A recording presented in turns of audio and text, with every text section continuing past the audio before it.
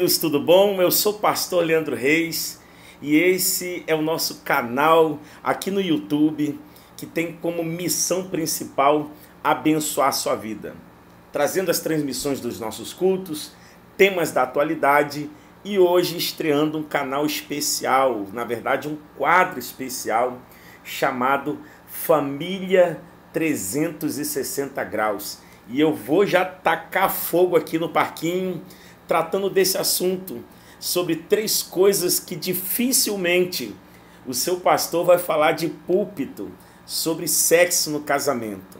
São assuntos delicados, porém o nosso compromisso é com a verdade. E a verdade, ela é imutável, tá bom? Nós vamos falar sobre 3 assuntos bem polêmicos dentro do casamento, que talvez seja a resposta de Deus para salvar o seu relacionamento, quem sabe, né? Então, antes de eu continuar aqui, quero te pedir um favor. Se você ainda não é inscrito no nosso canal, se inscreva. Todos os dias tem vídeo aqui, ok? E já deixa o seu like aqui agora. Por quê?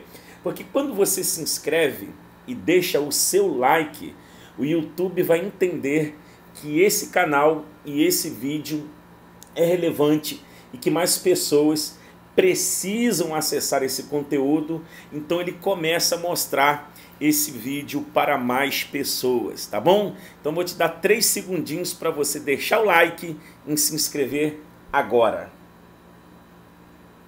Isso! Muito obrigado, gente! Muito bem, hoje vamos falar sobre essa temática tão necessária, tão urgente, tão importante, e que vai trazer saúde para o seu relacionamento.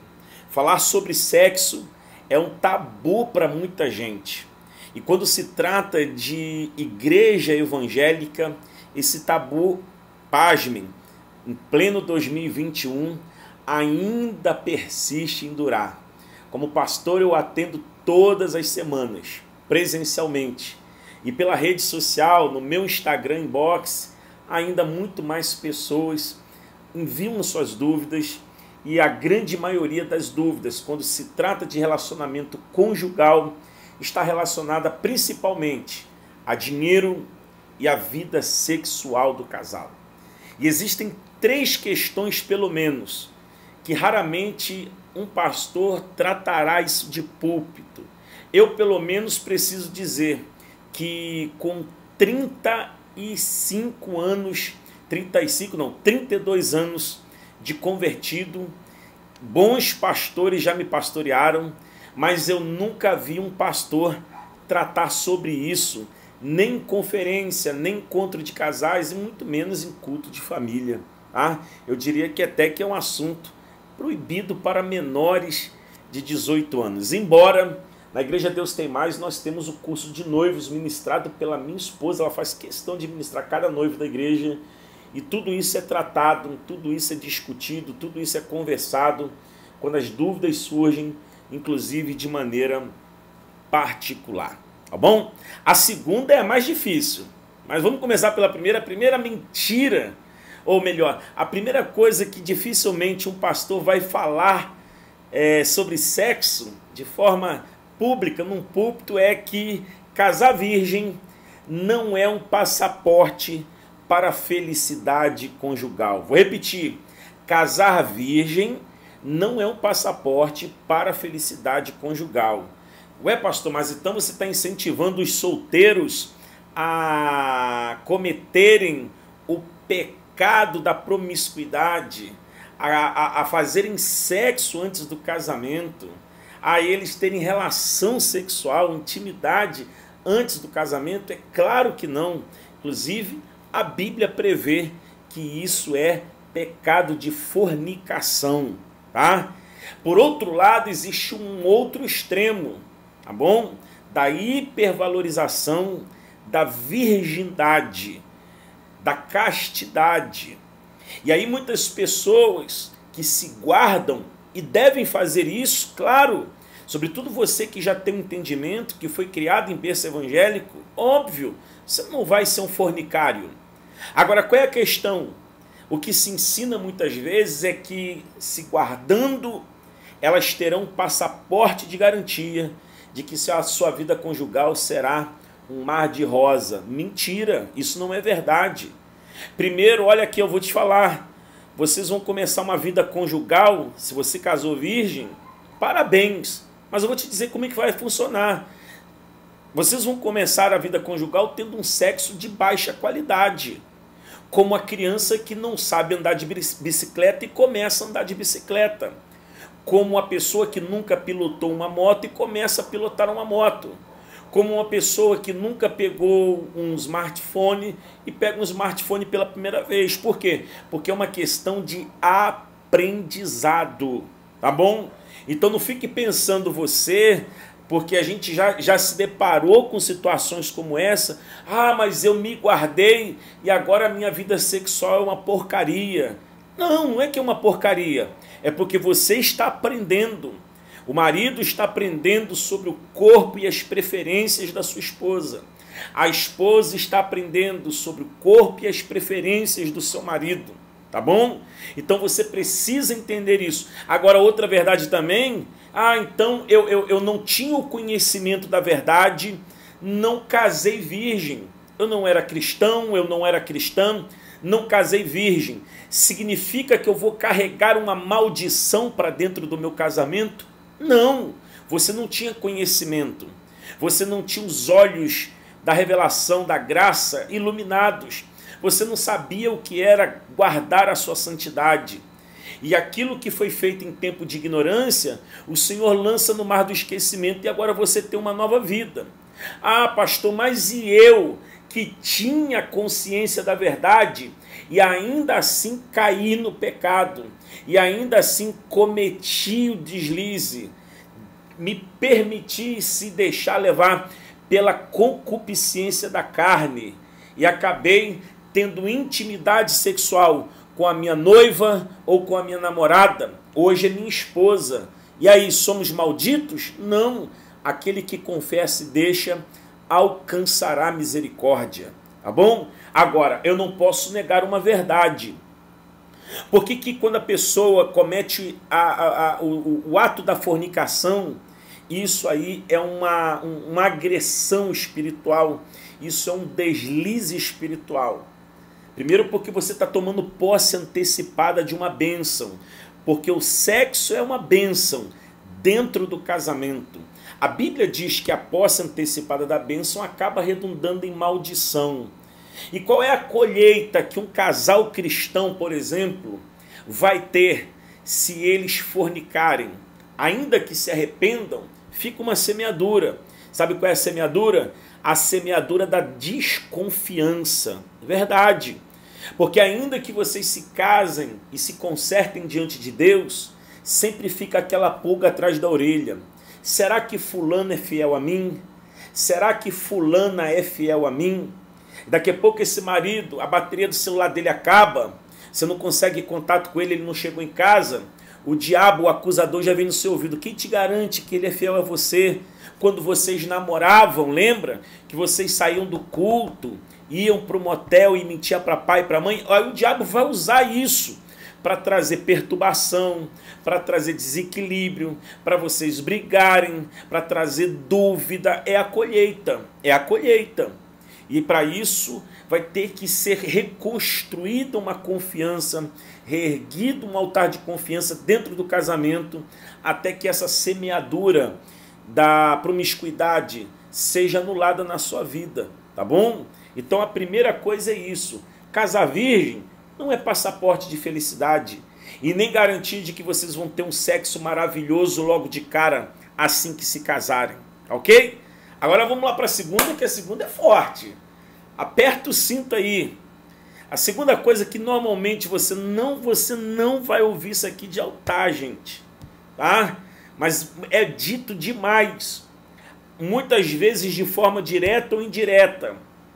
Sabe o que é? É que mulher não é escrava sexual de marido. Vou repetir, a esposa não é escrava sexual do marido.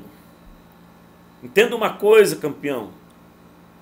Como pastor, atendendo em gabinetes e na internet, e também a minha esposa que atende centenas centenas de mulheres na internet e presencialmente, o que mais se ouve, sabe o que é? É homem se queixando da quantidade de sexo dentro do casamento. Quantidade. Da frequência do sexo dentro do casamento. Ah, pastor, minha mulher só quer fazer uma vez por semana. Ah, pastor, minha mulher só quer fazer uma vez a cada 15 dias. Uma vez por mês. Pai, se dependesse de mim, eu queria todo dia. Eu queria de manhã, queria de tarde, queria de... Mentira, você nem tem vigor para isso, campeão. Mas vamos lá. Tá bom? Vamos admitir que isso seja, você seja esse Superman que consiga ter uma intimidade sexual com sua esposa todos os dias, ininterrupto. Ok. Você está se queixando? Vamos lá. E se as mulheres começarem a se queixar também do que é o direito delas dentro do ato sexual? Porque os homens se queixam de frequência. Agora, por outro lado, o que mais ouvimos de queixa de mulher, sabe o que é? Eu não sei o que é um orgasmo. Meu marido não me satisfaz. Ele só pensa nele. Agora, olha o que a Bíblia diz aqui, ó, na primeira carta do apóstolo Paulo aos Coríntios, capítulo de número 7, versículo de número 13 em diante, diz o seguinte, ó, 1 Coríntios 7, 13 em diante. O marido deve cumprir seu dever conjugal para com a sua mulher, da mesma forma que a mulher para com seu marido, porque a mulher não tem autoridade sobre o seu próprio corpo. Você quer frequência? Tudo bem, meu filho. E se o marido, da mesma forma que o marido não tem autoridade sobre o próprio corpo, mas a mulher, não se recusem, vou repetir, não se recusem um ao outro, exceto por mútuo consentimento, durante certo tempo para se dedicar à oração. Depois unam-se de novo, para que Satanás não tente por vocês não terem domínio próprio. Hã? Os homens se queixam de frequência. E as mulheres se queixam da baixa qualidade da relação sexual. Muito homem que não conhece o... Sabe por quê? Uma geração que acha que sabe sobre mulher, mas aprendeu sobre mulher na revista Playboy. Aprendeu sobre mulher nos sites de pornografia. Acha que aprendeu sobre mulher com filme erótico. Acha que aprendeu sobre mulher com o melhor amigo da rua, o garanhão da rua, o garanhão da faculdade. Um monte de homem se achando garanhão, marido de mulher frustrada, insatisfeitas. Que mais Andréia atende? Mulher de 10, 15, 20 anos de casamento, que nunca soube o que é ter um orgasmo na vida, e o cara está se queixando de frequência. Mas você não está fazendo o seu papel também, campeão? Porque no ato da intimidade sexual do casal, a satisfação tem que ser para os dois. O prazer tem que ser para os dois. Deus deu a intimidade no casamento para trazer satisfação para o marido e para trazer satisfação para a esposa. Desculpe aqui o termo chulo, mas infelizmente muitos homens se achando garanhão, fazendo das suas esposas meros depósitos de esperma, porque elas não conhecem prazer dentro da relação conjugal. Sabe o que essa geração precisa? De homens. É aprender sobre mulher. E como é que você aprende sobre mulher? Aprenda com a sua. Pergunte para a sua. Pergunte o que ela gosta, o que ela não gosta, como ela gosta. Vale para as esposas em relação aos maridos também. Sabe por quê, meu filho? O que você assiste no filme pornográfico é uma cena que muitas vezes é feita e refeita várias vezes. Pessoas que gravam uma cena de sexo, de filme pornográfico, muitas vezes movidos a bebida, a drogas e a remédios. Dias desses passou aí, ó, no programa do canal SBT, sobre os bastidores das produtoras pornográficas. Uma cena daquela ali demora horas para ser feita, tá bom? E aí o camarada acha que aquilo ali é vida real, que aquilo ali, aquela performance é vida real. Você está redondamente enganado. E já que eu estou tocando nesse assunto, sim, é pecado assistir filme pornográfico, mesmo que seja no seu quarto com a sua esposa.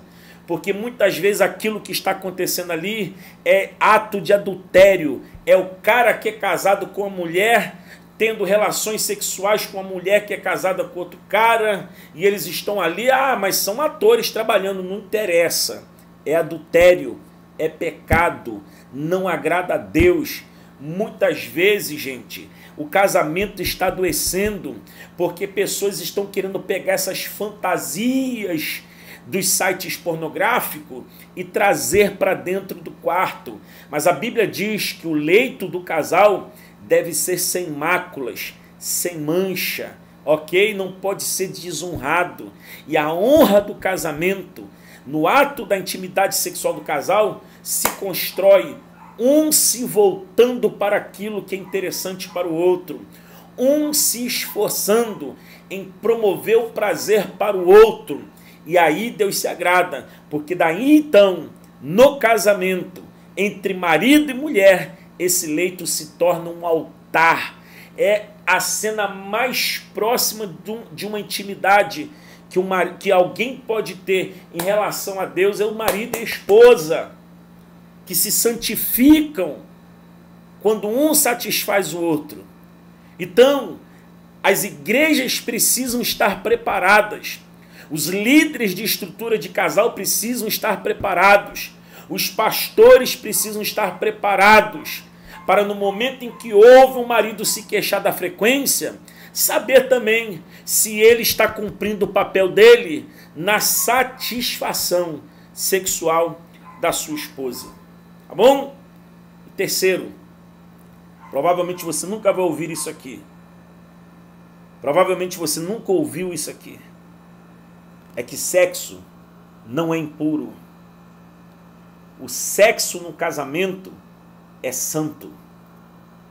O sexo dentro do matrimônio é bênção de Deus. Tá bom? Porque se não fosse bênção, Deus não traria a opção do prazer no ato sexual. Mas daí a gente precisa colar um pouco com algo que eu já antecipei no segundo ponto. Antigamente as pessoas, para acessarem conteúdo pornográfico, era muito mais difícil. Dependia de quê? De televisões, de canais. Hoje está aqui a um clique na internet. Só que isso aí é um sexo barato, a um clique. Você tem qualquer coisa que você quiser. De bestialidade a coisas que são aberrações. Entende? E aí quando você olha aquilo ali, é óbvio, aquilo ali não é o projeto de Deus para o casamento, para o ato sexual dentro do casamento. Agora, dentro do matrimônio, na intimidade do casal, o casal tem liberdade para, em comum acordo, definirem os termos do que é bom para ambos. Do que é bom para ambos.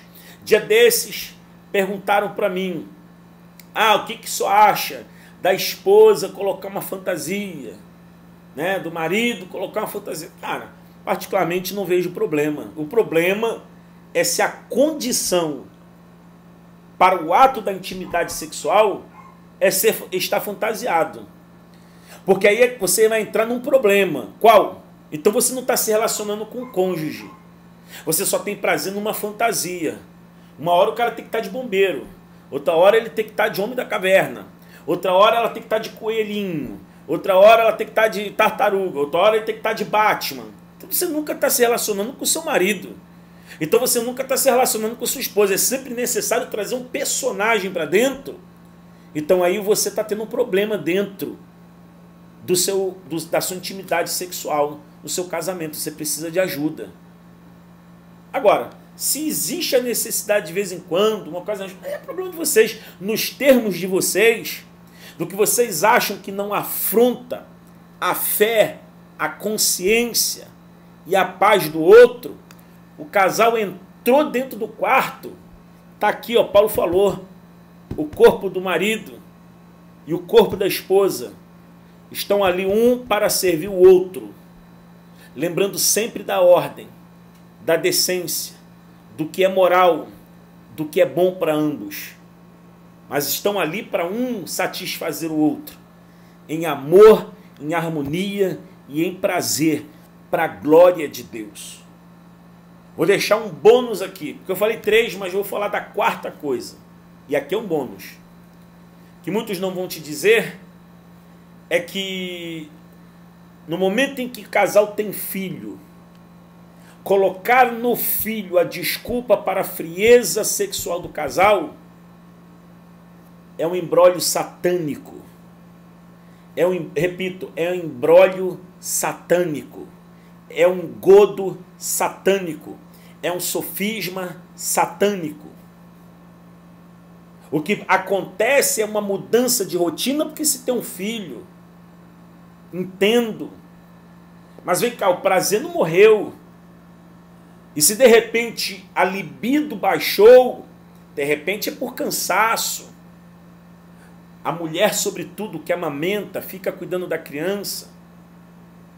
E aí tem maridos também, que agora a mulher ganhou o filho, ela virou a mãe do filho dele. Não, ela continua sendo sua esposa, sua mulher, sua amante. Ela continua tendo necessidades. É a mesma mulher. Ah, ela é a mãe do meu filho. É, e sua esposa. Então, gente, vamos parar com essa história de atribuir a filho, porque a filho é bênção, é herança do Senhor, o esfriamento sexual do casal, porque Deus com certeza não se agrada disso, tá bom? E que Deus abençoe o seu casamento. Se você não é casado, que Deus te abençoe quando você casar. Envie esse vídeo aqui para um casal que você ama, marque aqui um líder de rede de casais que você conhece, um pastor que você conhece. Já que alguns não têm coragem de falar, eu boto minha cara aqui a tapa, na intenção de abençoar você. Todas as quartas-feiras eu vou trazer um vídeo sempre voltado para a família. Por isso que o tema desse nosso quadro é Família 360 Graus. Escreva aqui nos comentários o que você gostaria que eu falasse sobre a vida familiar. Finanças, criação de filhos, por aí vai, rotina. Escreve aqui, nós estaremos lendo, respondendo e escrevendo as suas sugestões para os próximos vídeos. Não vá embora, hein? Sem deixar o like e sem se inscrever. E que Deus abençoe sua vida, sua casa e a sua família, em nome de Jesus.